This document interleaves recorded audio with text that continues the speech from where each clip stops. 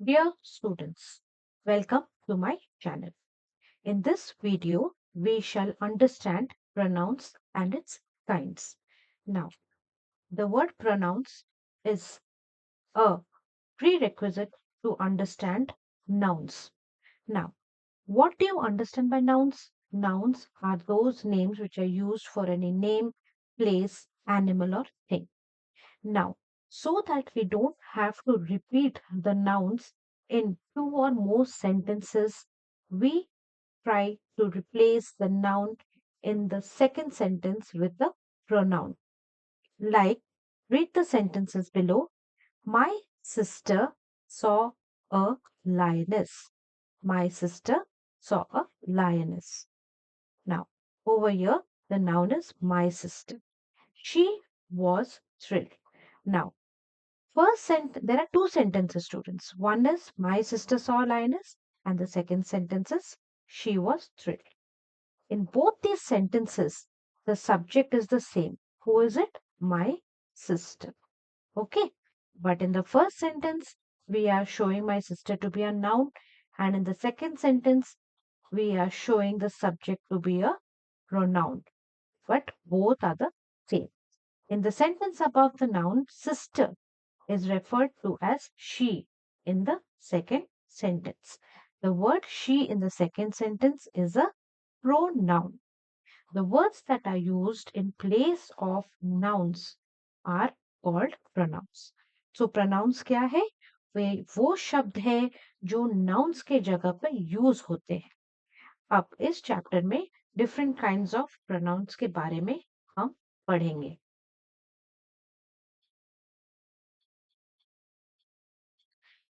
There are 7 kinds of pronouns. They are as follows. First one is personal pronoun. Second, demonstrative pronoun. Third is interrogative pronoun. Fourth, relative pronoun. Fifth, possessive pronouns. Sixth, reflexive pronouns. And seventh is emphasizing pronouns. A very important thing which I would like to tell you students is that I will be linking a video of pronouns in which there is a much more detailed explanation of all these kinds of pronouns with lots of examples and worksheets. Please go through that video also in detail, and then you will have no difficulty in understanding pronouns. Okay, so please go through that video also. Now, first thing we will discuss is personal pronouns. The pronouns which are used for people, places, animals, or things are called personal pronouns. That means basically the pronouns which are used in place of your nouns are called as personal pronouns.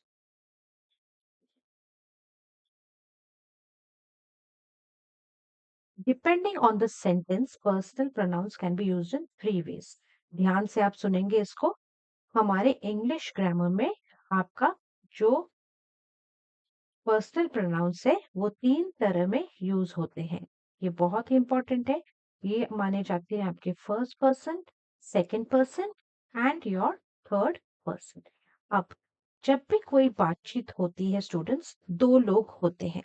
एक जो बात कर रहा है who is the speaker, and दूसरा जो उस speaker की बात को सुन रहा है हु इज द लिसनर. तो 2 पर्सन हुए. फर्स्ट पर्सन जो बोल रहा है, सेकंड पर्सन जो सुन रहा है. अब थर्ड पर्सन एक होता है जिसके बारे में वो दोनों बात कर रहे हैं. Okay, and so that becomes your third person. Now first person, when the sentence is about the speaker, I, me, we and us are pronouns of first person. I singular है, me भी singular है, we plural हो जाता है and us भी plural हो जाता है, बट फर्स्ट पर्सन में. ठीक है.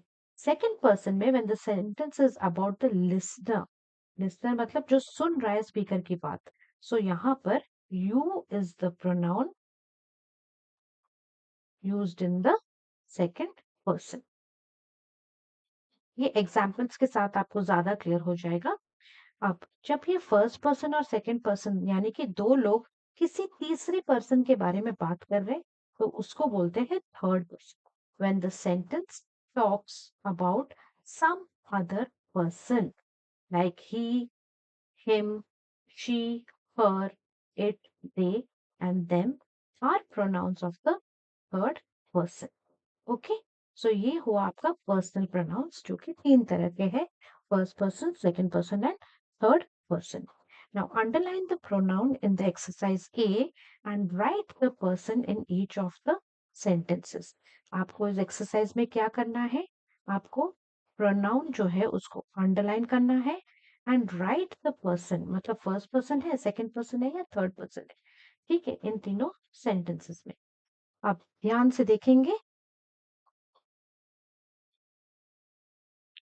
पहला सेंटेंस है आई एम अ स्टूडेंट।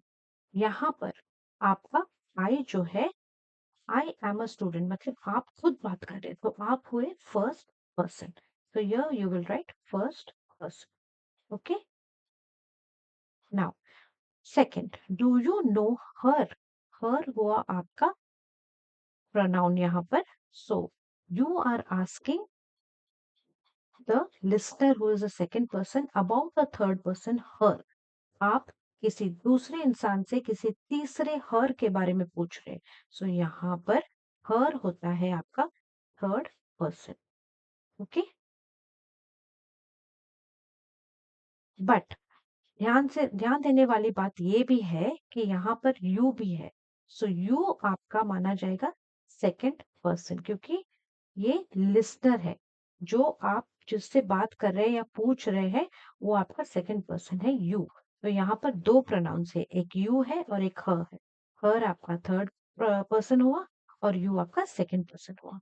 अब you are the best singer, इसमें आप किसी दूसरे व्यक्ति से बोल रहे हैं कि you are the best singer, so this is your second person, you is the second person. Noora gave a letter to her uncle. अब आप किसी दूसरे पर्सन से बोल रहे कि नूरा जो लड़की है उसने उसके अंकल को एक चिट्ठी दिया, तो हम किसके बारे में बात कर रहे हैं, नूरा के बारे में बात कर रहे हैं जिसने अपने अंकल को एक चिट्ठी दिया, to her uncle, so this is third person. Can the plumber fix it? Now, it is your pronoun. Okay. Kabir drove us around the town. Drove us around the town. अब ये हुआ आपका first person plural. First person and plural. Why? Because us एक से ज्यादा इंसान है। Vihaan lives in our neighborhood. मैं ही बोल रही हूँ कि विहान जो है हमारे नेबरहुड में रहता है, तो ये हुआ आपका first person. He goes to a nearby park daily. मैं आपसे बोल रही हूँ कि किसी तीसरे ही जो है वो किसी नियर बाय पार्क को डेली जाता है, तो ही हो गया थर्ड पर्सन। अब students, can the plumber fix it में इट कौन सा पर्सन होगा, can you tell me? It will be the can the plumber fix it? It will be third person.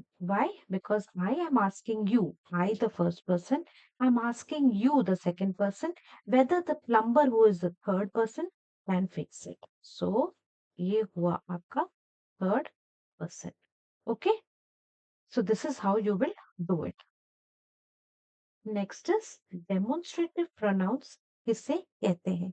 Demonstrative pronouns students वो pronouns है जो use किए जाते हैं टू पॉइंट आउट, डेमोन्स्ट्रेट मतलब दिखाना, पॉइंट करना, to point out the objects और things for which they are used.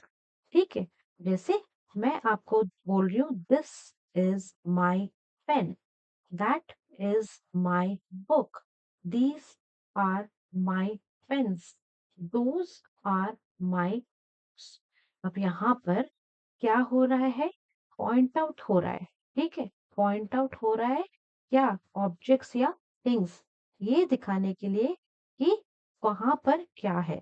जैसे यहाँ पर आप देखेंगे हम पेन के बारे में बात कर रहे हैं और मैं दिखा रही हूँ कि this is my pen, that is my book, these are my pens, अब देखिए पेन सिंगुलर तो दिस, पेन्स प्लूरल तो दीज, ठीक है। And this is my book, book singular तो दैट, बुक्स प्लूरल तो दोज हो गया प्रोनाउन, ठीक है। तो चार चीजें आपको डेमोन्स्ट्रेटिव प्रोनाउंस में याद रखने हैं, this, that, these, those. This नजदीक की चीजों को दिखाने के लिए, एंड उसका दिस इज यूज फॉर नजदीक की चीजों के लिए जो सिंगुलर है, और वही नजदीक की चीजों को पॉइंट आउट करने के लिए या दिखाने के लिए जब वो प्लूरल है हम दीज यूज करते हैं। अब that pronoun and those pronouns are used for things to point out which are a little at a little distance from us. That singular के लिए यूज होता है and those plural nouns के लिए use होता है। तो छोटी छोटी चीजें आपको बस ध्यान में रखना होगा। Next, it is also, see, I told you near is used to singular के लिए this and plural these, ठीक है। अब जो चीजें दूर है, फार है, singular के लिए that and plural के लिए those. So just keep this chart in mind, students, when you are asked about demonstrative pronouns. Now, next we will do interrogative pronouns. ये जो word interrogative है students, इसी में छिपा हुआ है word interrogate. Interrogate मतलब पूछना, to ask. Interrogative pronouns are used to ask questions. ठीक है, प्रश्न करने के लिए ये pronouns यूज होते हैं। कौन से pronouns? Interrogative pronouns. Now, interrogative pronouns जिन sentences में यूज होते हैं, those sentences end with a question mark. Okay? Because they are asking questions. Whose cat is this? Question mark. Who came late today? Question mark. What is the problem? Question mark. Which is your book? Question mark. अब देखिए, interrogative pronouns will have questioning words like whose, who, what, which. ये सब हम इनको WH words भी बोलते हैं. Okay? Fill in the blanks with suitable pronouns. अब एक्सरसाइज बी में sentences पढ़ के हमें suitable pronouns भरने हैं. Whenever you approach a sentence related to pronouns, always check whether the sentence is ending with a full stop or with a question mark. Okay, depending on that, you will use either a demonstrative pronoun, personal pronoun, or an interrogative pronoun. Dash is my pencil. अब मैं बोल रही हूँ first person about कि ये मेरा pencil है। अब जो चीज पास में है उसके लिए हम क्या यूज करते हैं? दिस यूज करेंगे। This is my pencil.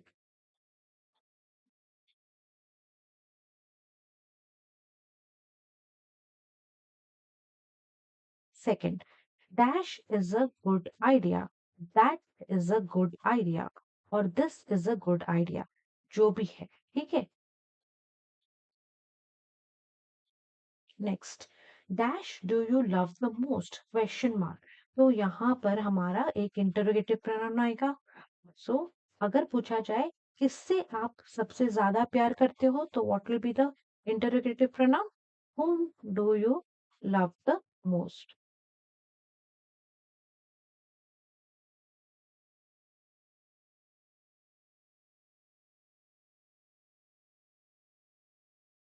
Dash is the capital of Australia.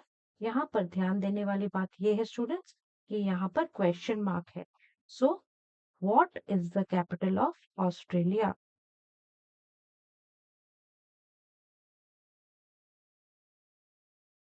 Next, dash fish did you catch?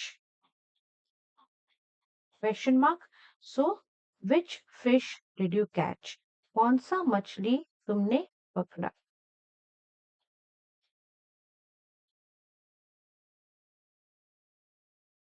Next, dash are my photographs. अगर फोटोग्राफ्स पास में है तो फोटोग्राफ्स आप देखेंगे प्लूरल है, ठीक है। सो यहाँ पर आप क्या लगाएंगे? आप लगाएंगे या तो दोज आर माई फोटोग्राफ्स और these are my photographs, depending कि अगर पास में है तो दीज आर माई फोटोग्राफ्स, अगर दूर में दिखा दे रहे हैं फोटोग्राफ्स को पॉइंट आउट करके तो those are my photographs. Dash book the tickets? Question mark, ठीक है। Who book the tickets. Dash is my mother's house. अगर पास में है तो दिस यूज करेंगे, this is my mother's house. और अगर पॉइंट आउट करके माँ का घर अब दूर पे दिखा रहे हैं तो लगाएंगे that is my mother's house. क्यों दैट एंड दिस हम यूज कर रहे हैं? क्योंकि मदर जो है यहाँ पर आपका सिंगुलर नाउन है।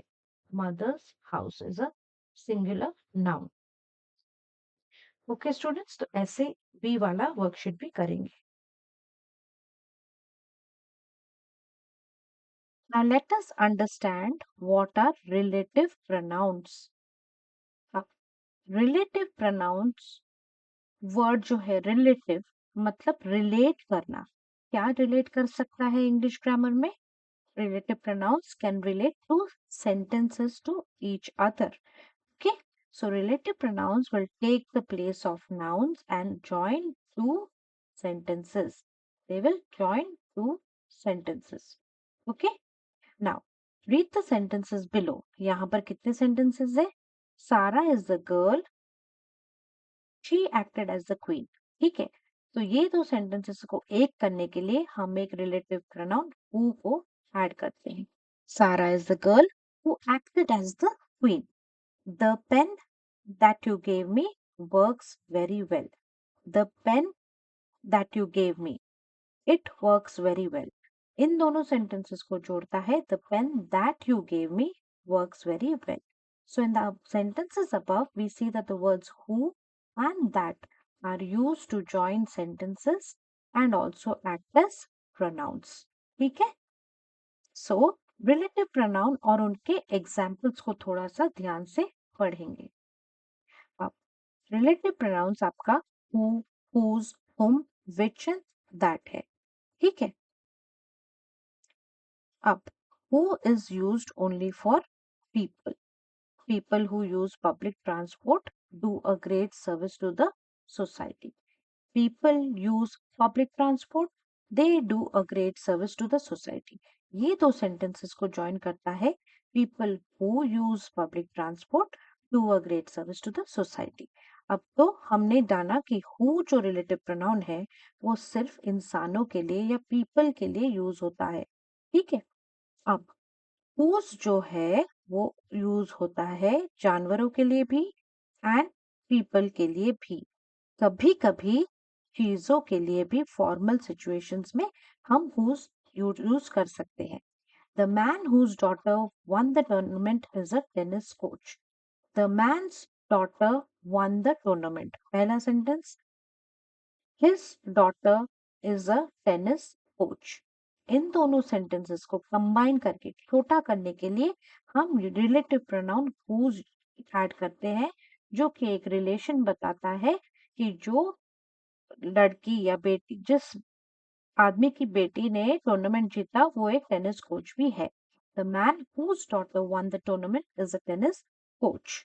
Next, we use whom relative pronoun used for people in formal styles or in writing, often with a preposition. ज्यादातर preposition के साथ इसको यूज किया जाता है। There was only one representative with whom the customers could speak. Okay, so we are using it in a formal situation. There was only one representative with whom the customers could speak, which is used for animals and things. That is the bag which we found today. That is the bag, it was found today. That is the bag which was found today. ये दो sentences को which relative pronoun join करता है. Next is that. It is used for people, animals, and things in formal settings. The pen that you gave me writes very well. The You gave me a pen, it writes very well. The pen that you gave me writes very well. ठीक है, तो दो sentences को join करता है और छोटा and meaningful बनाते हैं आपके relative pronouns. Next is something called possessive pronouns. अब पोजेसिव वर्ड से आता है possession. Possession means to own something. Okay, possessive pronouns are used to show possession. That pen is hers. This gift box is mine. यानी कि यहाँ पर pen जो noun है ये दिखा रहा है कि ये उस लड़की का है. This gift box is mine. ये जो गिफ्ट बॉक्स नाउन है, ये जो प्रोनाउन माइन है, ये बता रहा है कि ये गिफ्ट बॉक्स जो है मेरा है. ठीक है, वो पेन जो है उस लड़की का है, is hers. Okay, so this is how you will do your possessive pronouns. These books are theirs. मतलब किसके बुक्स है? उनके बुक्स है. ठीक है, बुक्स आपका नाउन है, बट ये बताने के लिए कि ये किसके बुक्स है हम यूज करते हैं theirs. Those mangoes in the basket are ours. Mangoes noun है. किसके मैंगोज है? हमारे हैं, ours. They have bought a new house, that is theirs. House आपका नाउन है and it has been bought by they. So they से आता है theirs. ठीक है, तो ये सब छोटे छोटे सेंटेंसेस जो है स्टूडेंट्स, आप जितना वर्कशीट्स प्रैक्टिस करोगे उतना आपका कॉन्सेप्ट्स क्लियर होगा. नाउ पर्सनल प्रोनाउन और पोजेसिव प्रोनाउन के बारे में पढ़ेंगे. पर्सनल प्रोनाउन आई मतलब मेरा हो जाता है. ठीक है, आई माइंड पोजेशन. देखिए, पर्सनल प्रोनाउन मतलब एक इंडिविजुअल के बारे में बात करना, आइदर सिंगुलर में या प्लूरल में. उसी पर्सनल प्रोनाउन को पोजेसिव मतलब उनका पोजीशन दिखाना हम कैसे चेंज करते हैं. जैसे आई बन गया आपका mine. You singular and plural becomes yours. ये टेबल को आपको याद रखना पड़ेगा स्टूडेंट्स. अब ही बन जाता है हिज. ठीक है, और शी बन जाता है hers. It becomes its. We बन जाता है आर्स. एंड दे बन जाता है theirs. ओके, आप टिप एक याद रखेंगे. ईच पर्सनल प्रोनाउन जो कि I you he she it we and they, ये सब आपके पर्सनल प्रोनाउंस है, आइदर सिंगुलर या प्लूरल में. They have a corresponding possessive pronoun and the person for each remains the same. I am very punctual. मैं खुद बात कर रही हूँ, so I am the first person. ठीक है, the senior commended a habit of mine. मैं ही बोल रही हूँ. ठीक है, तो ये हुआ आपका पर्सनल प्रोनाउन आई. और ये जब the senior commended a habit of mine, ये जो शब्द माइन है वो एक फर्स्ट पर्सन सिंगुलर इंडिविजुअल के लिए आपका पोजेसिव प्रोनाउन माना जाता है. ठीक है, तो डिफरेंस क्या है पर्सनल और पोजेसिव में? Personal is when you are talking in the first person and you are I am very punctual. ठीक है, आप खुद ही के बारे में बोल रहे हैं. ठीक है, आप खुद बोल रहे हैं कि आप बहुत पंक्चुअल है. बट जब कोई आप बोलेंगे the senior commended a habit of mind, मतलब मेरा कुछ क्वालिटी और something that I own which I poses. क्या है? A habit. किसका हैबिट? मेरा habit of mind. So this word mind becomes the possessive pronoun in this case. Okay, now we will go over to reflexive pronoun. ये बहुत important है, ध्यान से सुनेंगे. Reflexive pronouns are used when the action done by the subject reflects upon the action. अब pronouns क्या है जो nouns के जगह पे यूज किए जाते हैं? उनमें से एक है reflexive pronoun. अब they are used when the action done by the subject reflects upon the subject. अब सब्जेक्ट कौन है? जो सेंटेंस में जो काम कर रहा है. ठीक है, अब the subject is the person about whom we are speaking about in the sentence. जिसके बारे में हम सेंटेंस में बात करते हैं वो आपका सब्जेक्ट है. ठीक है, अब जब वो सब्जेक्ट कोई एक्शन करता है और वो दर्शाता है खुद सब्जेक्ट के ऊपर वो एक्शन, तो उसको रिफ्लेक्सिव प्रोनाउन बोलते हैं. She looked at herself in the mirror. She is your subject look is the verb. अब ये look in the mirror का एक्शन किसके द्वारा किया जा रहा है? Bye her, she looked at her self, ठीक है।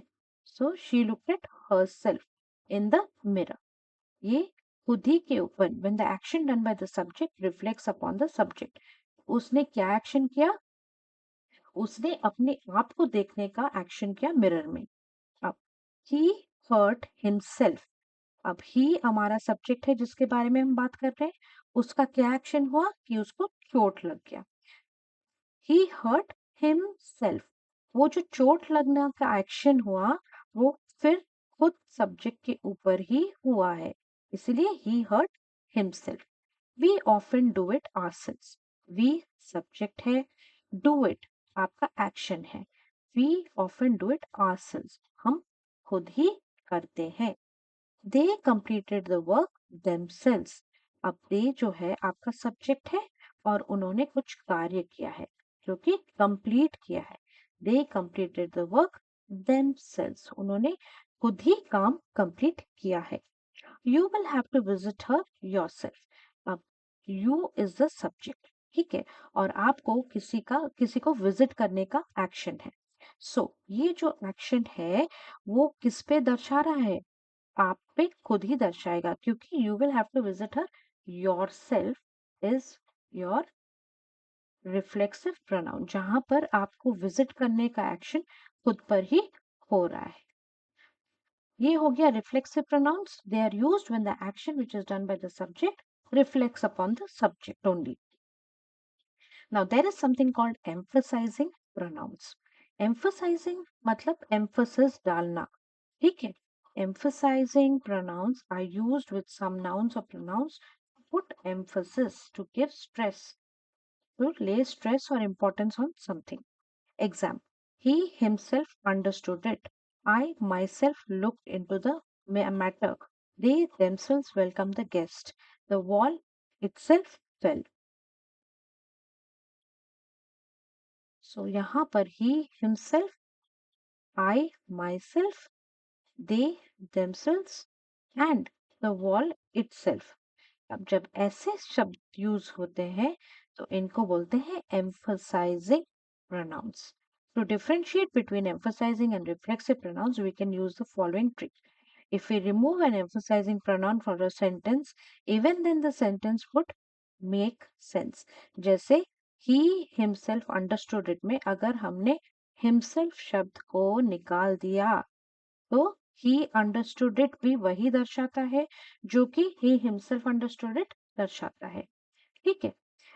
I myself looked into the matter.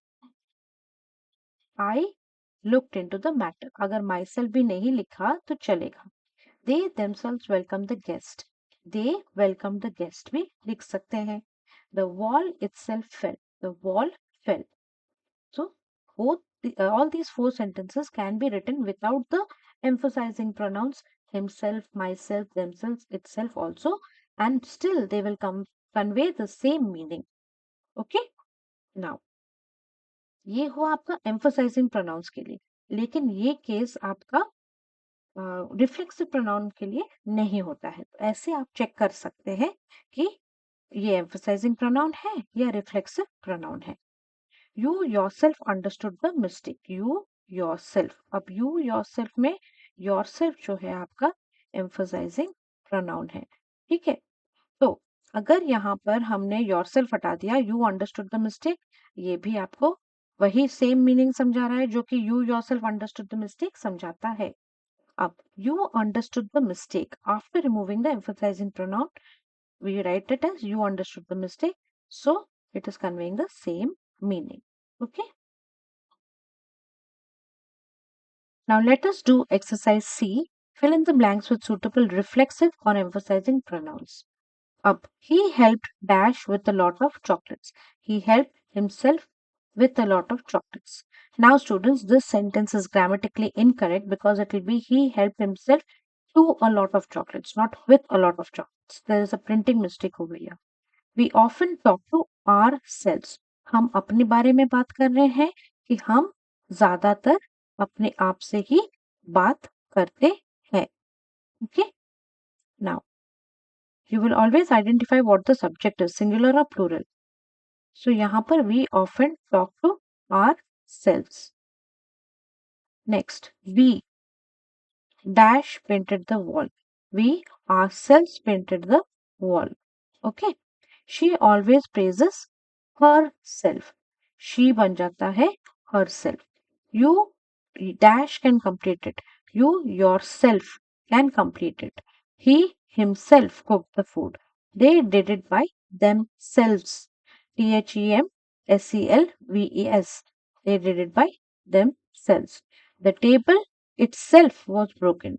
Table is a non-living thing. Therefore, we use it. And to show the pronoun, it is table itself was broken. Next is D. Fill in the blanks with suitable pronouns. All that glitters are not gold. All that glitters, ये are नहीं होगा, यहाँ पर होगा is. ठीक है, ये छोटे छोटे grammatical corrections आप करेंगे. All that glitters is not gold. I have a dog. It is white in color. I met the boy. He. अब boy आपका masculine gender है, इसीलिए आप इस पे he लगाएंगे. I drive my car to college. The car is mine. I drive my car. अब ये car किसको belong करता है? It belongs to me. So the car is mine. ठीक है. The eraser belongs to the girl. It is hers. Girl जो है feminine gender का है, इसीलिए हम लिखेंगे it is hers. He has landed himself in difficulty. He has landed in difficulty भी वही meaning convey करेगा जो he has landed himself in difficulty convey करता है. इसीलिए ये कौन सा pronoun है?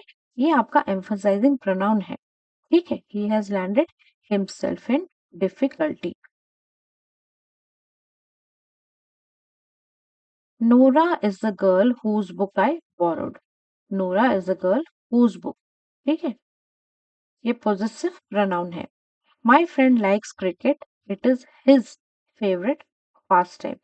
My friend, इसीलिए it is your his favorite pastime.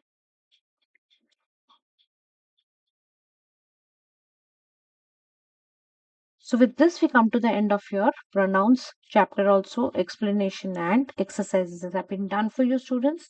If you like my channel, please like, share and subscribe कीजिएगा. Notification button को on रखिए ताकि next chapters के videos डालूं तो आपको notification मिल जाए और आप उससे पढ़ सकते हैं. अगर आपको कोई doubts है तो please let me know in the comment section. और कौन दूसरे दूसरे topics पे आपको videos चाहिए, please let me know in the comment section. Please go through the linked video which I have linked along with this pronouns chapter for better understanding. Thank you students and all the best.